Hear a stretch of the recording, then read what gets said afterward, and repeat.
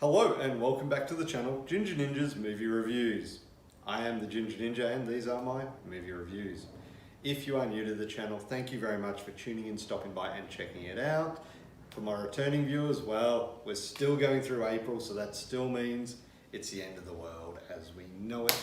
And we're looking at April apocalypse films that involve the end of the world in some description. This week, it's a Tubi Tuesday, so we're going in with Rise of the Zombies from 2012.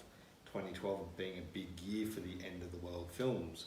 But this one, a little bit of a twist. This one comes from the Asylum. Don't let that fool you, okay? Let's get into it. So this film was directed by Nick Lyon. It stars Mario Hemingway, Ethan Suplee, LeVar Burton, Chad Lindbergh, French Stewart, and Danny Trejo. Now, we'll be discussing plot specifics and spoilers, so if you have not seen this film, well, it's on Tubi, so you can watch it if you can get Tubi where you are. If you can't, I'm sure you can find it on another streaming platform, maybe even YouTube. So, when zombies overrun San Francisco, a desperate group of survives by locking themselves in Alcatraz. When the undead breach the island, our heroes are forced to return to the mainland, and that's overrun by the undead as well. So, yeah, out of the frying pan into the fire, so to speak.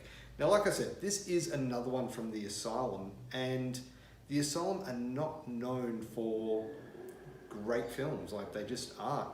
This one has some really good things about it though, and we're going to start off with the cast.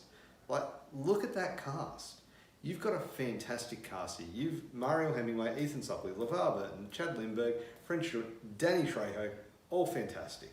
Yeah, they've been in heaps of things. Yeah, a lot of fan favourites in this one from various TV and movie shows. Probably the one major letdown I felt was Mario Hemingway. A lot of her lines seemed forced and almost like she didn't seem to be getting into her character, and she was just kind of reading the lines. You know, and it was the same with Ethan Suplee. In a few of his scenes, he seemed to be just reading. That was it. There was nothing behind it. There was no emotion. It really didn't bring you into the character as much. Now, that being said, LeVar Burton and Danny Trejo, they seem to be having a lot of fun with it. You know, they were delivering good performances, which they're well known for, and they look like they were having a bit of fun with it. So, that brings you into it. Like, I like those two characters in this film. The directing is decent. Nick Lyon does a pretty good job. However, where this film is let down is not the directing so much, it's the actual editing of the film. There's a lot of goofs. You've got boom mics in the background. You've got shots of San Francisco, which is supposedly deserted, but why are there cars going past? It's little things, but unfortunately, those little goofs do add up and do detract from the actual overall film. The writing. Now, look, the writing, there's nothing new here. Like, it's a zombie apocalypse film, and this one does have, it is very reminiscent of the ultimate zombie film, Day of the Dead. You've got a bunch of survivors, you've got scientists and you've got military, and they're kind of butting heads and they're trying to search for a cure.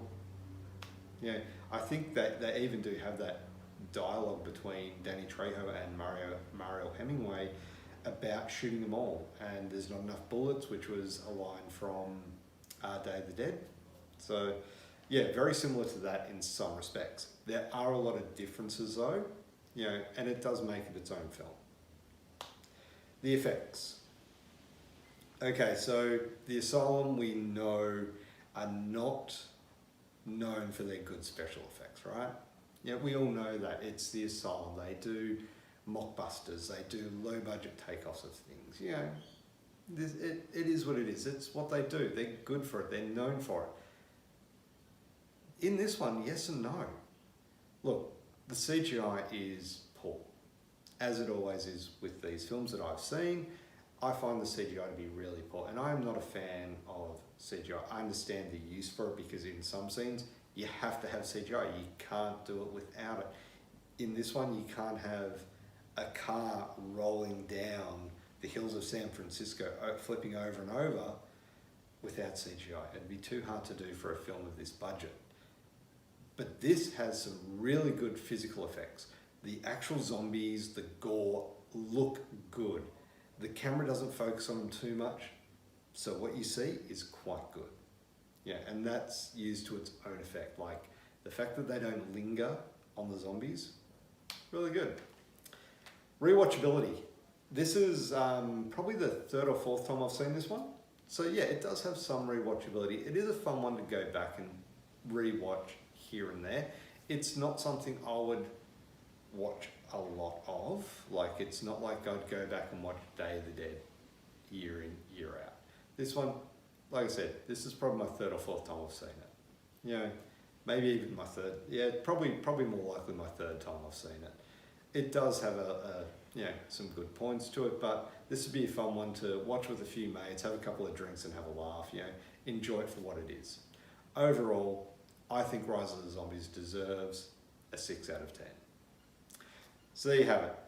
That is my review of the 2012 film Rise of the Zombies. What did you think of this film? Have you seen it before? Let me know what you thought of the film down in your comments below. And if you could, before you go, do give this video a thumbs up, subscribe to my channel for future content if you haven't already. And of course, if you hit that notification bell, you will be notified every time that I do upload a new video, which is usually 1 to 2 times a week with 3 or 4 shorts spread out between. Thank you very much for watching. Have a great day.